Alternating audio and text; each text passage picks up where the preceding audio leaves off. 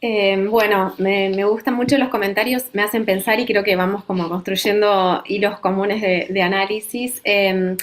Por ahí, y me parece que como hay una gestualidad que es feminista, ¿no? Que es como un cierto, o que está en el horizonte, ¿no? Que es tratar de pensar el carácter relacional de algunas identidades, ¿no? Por ejemplo, estas mujeres liberales van a tratar de definir qué es el feminismo en el que se sienten representadas, haciendo una lectura del progresismo.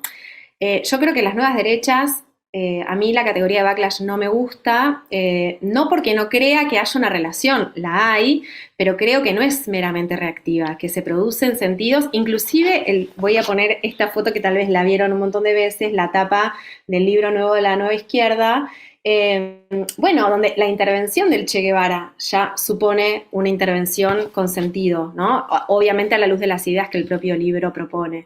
En ese sentido, para mí es un reduccionismo pensar solo una reacción y como pensamos cuando hacemos ciencias sociales, cualquier producto cultural supone una lectura y un agregado de sentidos. Entonces, sí creo que hay una lectura en profundidad. Digo, hace una semana se discutió qué era la categoría, por ejemplo, batalla cultural. Agustín Laje y otros grandes intérpretes históricos de las derechas han vuelto sobre esa categoría, ahora como que se difundió, y es parte del sentido divulgar, difundir, simplificar algunos conceptos que las militantes van apropiándose, como el de batalla cultural.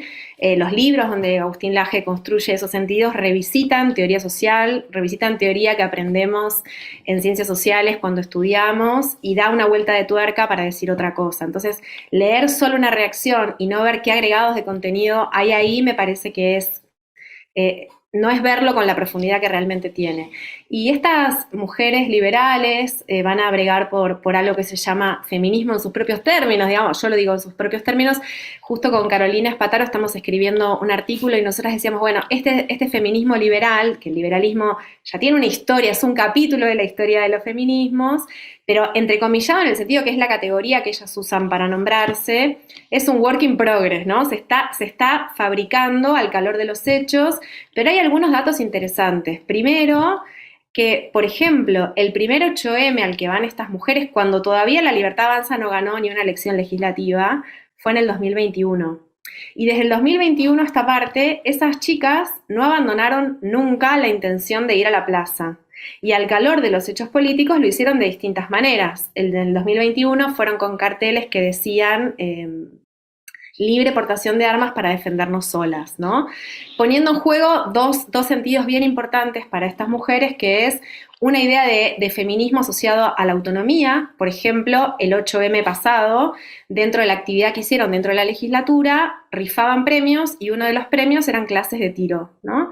Es decir, que hay algo que podríamos decir, ¿están a favor de la tenencia legal de armas? Sí, pero hay un sentido que ellas le dan a esa aportación de armas que tiene que ver con una idea de autonomía, al mismo tiempo que les permite criticar una visión sobre el Estado, adhiriendo a esta mirada mucho más libertaria, si se quiere, y de un Estado mínimo, que el Estado no me diga lo que tengo que hacer, que no me enseñe ni educación sexual integral, ni me diga cómo tengo que vivir, ¿no? Desde el 2021 a esta parte van jugando con las opciones con las que cuentan en función del transcurso, digamos, de la coyuntura política. En el 2022 crearon un encuentro de mujeres liberales, ¿no? Por eso leen, pero hacen otras cosas, y en ese hacer otras cosas construyen otros sentidos. Y por esos espacios de mujeres que siguieron hasta el viernes pasado, digamos, yo fui viendo todas las mujeres con algún grado de referencia, algún grado de voz pública, pasar por esos encuentros. Es decir, que también se convierten en una suerte de espacio pedagógico donde se elaboran definiciones, interlocutoras, se convocan mujeres que tienen algunos perfiles, por ejemplo, profesionales, se pueden ver agendas. La única vez que participó un varón fue un referente del espacio de diversidades, ¿no? Que tienen, que se llama Prisma, que es un espacio que no creció mucho, pero bueno, él fue el único varón que estuvo ahí, ¿no? Entonces, digo, en esa idea de construir un feminismo liberal van a empezar a construir una diferencia hacia afuera con lo que ellas llaman el feminismo radical o hegemónico, asociando la idea de hegemonía al hecho de haberse convertido en parte de la gestión estatal. Por eso el Ministerio de Mujeres va a ser objeto de un encono muy significativo y ellas van a aplaudir que una de las primeras medidas de Milei haya sido digamos, derribar, tirar, digamos, de jerarquizar el ministerio. y hacia adentro con los sectores más conservadores, ¿no? En un conjunto de agendas que incluyen la interrupción voluntaria del embarazo, pero no, con un despliegue de argumentos muy heterogéneo, donde las razones por las cuales muchas llegan a estar a favor de la interrupción voluntaria del embarazo son disímiles. Algunas incluso apostando a la idea de que mientras la salud sea pública, el aborto debe ser legal, gratuito y en el hospital, ¿no? Obviamente que hay otras que no y que se oponen, y con esto no quiero decir que estas sean las posiciones predominantes para nada, sino que en el seno de la libertad avanza también hay estas expresiones que dan discusiones hacia afuera y hacia adentro respecto de lo que es este feminismo. Dejo acá. Quisiera agregar algo a lo que decía Marina, que me quedé pensando. Después me sumo yo, Dos Dani. cosas. Primero ver eso, como el feminismo es como algo que circula en todos lados, es como fue el psicoanálisis, parece en su momento, que era este discurso que todo el mundo está hablando, está disputando, lo está repensando, lo está contrastando, está diciendo que no es así. Y otra cosa que me parece re interesante es esto que vos traes, la noción de autonomía, ¿no? Que es muy el feminismo, o sea, es muy el liberalismo, digamos. El feminismo es una de las aristas, o sea, uno de los conceptos que va a tomar el feminismo liberal va a ser la autonomía, pero que también, ¿no? Porque el ministerio también tenía un montón de políticas súper liberales en algún punto de cómo se estaban pensando los sujetos, la autonomía sobre los cuerpos. Entonces, me parece que lo que nos invita a esto no es solo repensar la noción de feminismo o quién puede ser feminista o qué es el feminismo, sino también qué se está pensando por liberal. Entonces, eso me pareció súper interesante de lo que vos trajiste. Y si también uno toma todas las lecturas, no sé, de Nancy Fraser, Verónica Gill, el feminismo estatal es súper liberal, o sea, sería como el epítome de lo liberal y cómo estos nuevos movimientos libertarios dan otra vuelta de rosca más, o sea, que es interesante para pensar de Argentina, ¿no? Porque a veces no creamos teorías de acá, sino que esto que yo por lo poco que estoy leyendo de lo que hay, más allá de su libro, es como, bueno, todo es teoría de afuera que vemos cómo se inserta acá. Pero a mí me parece que justamente lo que tiene Argentina de interesante es que es algo nuevo lo que está pasando, porque es casi un experimento que haya un gobierno liberal de este estilo en el mundo, ¿no?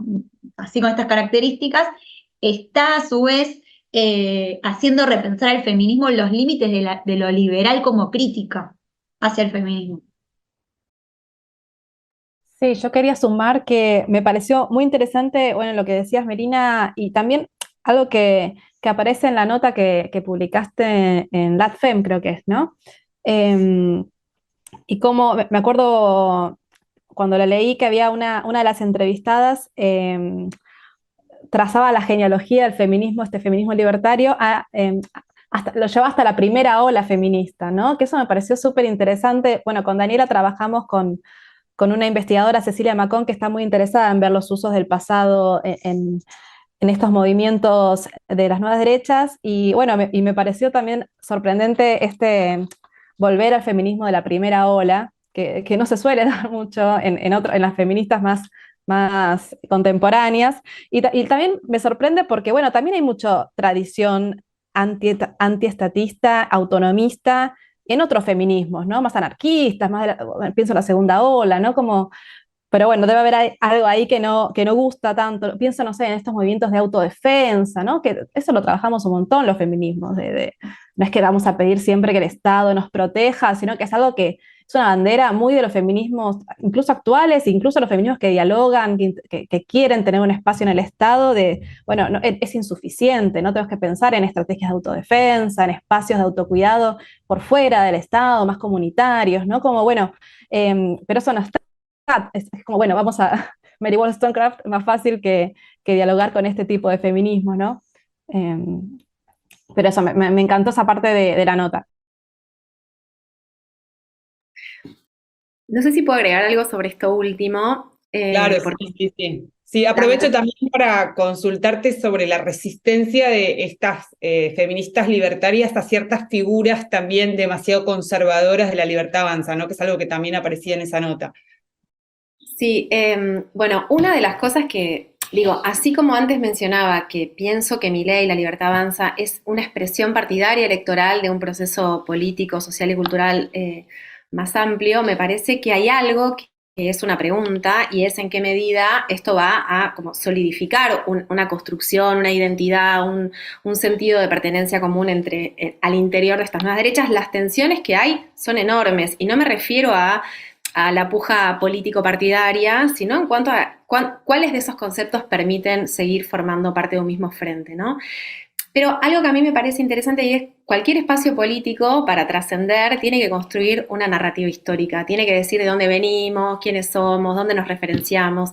Y la búsqueda por distinguirse de ese feminismo radical y de ese feminismo o de esas mujeres conservadoras, como las leonas de Varela, ¿no? Que también son mujeres que se reúnen y tienen estrategias de trabajo territorial. Yo no sé si eso es antifeminismo, digo, dejo la pregunta, pero de esos sectores conservadores, más pro vida, ¿no? No tiene que ver solo con una acción en el presente, sino también con construir un pasado. De hecho, una de las cosas que más interesantes me parece es cómo ellas, a partir de los 8M, de los encuentros de mujeres, y de algo que surgió y que es un diagnóstico que dan todas las militantes, y es, nos faltan minas, nos faltan mujeres. Yo no acuerdo, por lo menos hoy, si en 2021, cuando yo empecé a hacer trabajo de campo, muchas veces era la única mujer que estaba ahí o era parte de una minoría. Hoy eso ya no se da más. O sea que sea por la ley de cupos que los obligó a contar con mujeres en sus listas, yo creo que eso, digamos, critican los cupos, pero sin duda nutrió al espacio político de muchas mujeres y portavoces. Pero por lo bajo también. Y una de las cosas que es algo minúsculo, pero me parece ilustrativo e interesante, es una de las legisladoras dijo, bueno, nos faltan mujeres, entonces vamos a hacer un grupo de lectura. Y empezaron a leer a mujeres. Entonces leyeron a Mary Wollstonecraft, a Mariquita López, a Sánchez de Thompson, a Victoria Ocampo, a Wendy McElroy, que era una investigadora canadiense que no conocíamos, y también empezaron a leer o a hacer las lecturas que hacen las zurdas, porque en definitiva ellas también quieren entender por qué las zurdas adhieren al punto de vista de Simone de Beauvoir, por ejemplo, ¿no? Entonces, esos encuentros de mujeres, donde ellas empiezan a discutir literatura que para ellas puede ser pensada como feminista, o incluso mujeres politólogas, por ejemplo, digo, en un gesto que por ahí, digo, en las universidades en algún momento se empezó a plantear, bueno, ¿cómo se arman los programas? ¿Tenemos autoras dentro de los programas, no? No desde un gesto controlador, sino de cuál es la voz que tienen las mujeres cuando hacemos ciencias sociales, por ejemplo, ¿no? Entonces, bueno, hacen una pesquisa en ese sentido y empiezan a construir una historia en la que ellas se inscriben. Esa historia se nutre, ellas se reconocen hijas de la primera ola, hijas del Ni Una Menos, y también mileístas. Por eso las combinaciones sorprenden, y la manera en que recuperan, y digo, es algo, hay una página donde ellas comparten esa información, cada una da las razones por las que recupera a esas que empiezan a configurarse como sus propias referentes, y en general las razones a las que apelan, como siempre que se mira al pasado, explican mucho de lo que ellas hacen y piensan en el presente. Obviamente que el pasado no está ahí estanco y vamos a mirar qué es lo que dice, sino que es una apropiación de nuevo en función de la cual esto hace sentido para poder pensarse en una práctica que es la del presente. Entonces, me parece súper interesante y creo que la perdurabilidad de estos espacios está mucho más asociada a la efectividad de esas narrativas, de construir quiénes somos, dónde nos referenciamos, con quién discutimos, cuáles son nuestras agendas. Insisto, para mí es un work in progress en el sentido de que es algo reciente. También están viviendo los efectos de ser canceladas, ¿no? Hubo una de las chicas que hace poco salió a defender a Lali y cerró su cuenta de Twitter siendo una influencer, ¿no? Es decir, que también los costos de asumir ciertas posiciones dentro de un espacio en el que están hegemonizadas las posiciones más conservadoras, no es gratuito, ¿no? Entonces, digo, es un proceso que no se sabe cuál será la deriva, no se sabe qué pasa si en algún momento ese proyecto de ley para dar marcha atrás con la IBE finalmente tiene lugar, no se sabe qué posición van a tener estas chicas, pero en este momento yo diría que esto está pasando, ¿no? Perdón, Daniela, le agrego una cosa más a esto que Claro. me quedé pensando. Me hace acordar mucho a los grupos de concientización feminista de la segunda ola, que no sé qué se hablará después de debatir los textos, seguramente aparece algo de lo personal ahí. Entonces, como el feminismo también para generar una identidad que después, ya en los 80 con todo lo que es más la tercera ola del feminismo, se le va a cuestionar estos espacios de concientización como si todas fueran iguales. Me parece que está operando como lo mismo, ¿no? Como que están ahí pensándose como sujetas, lo personal, qué leer, con qué debatir, también cómo debatir políticamente. Bueno, no, eso quería agregar.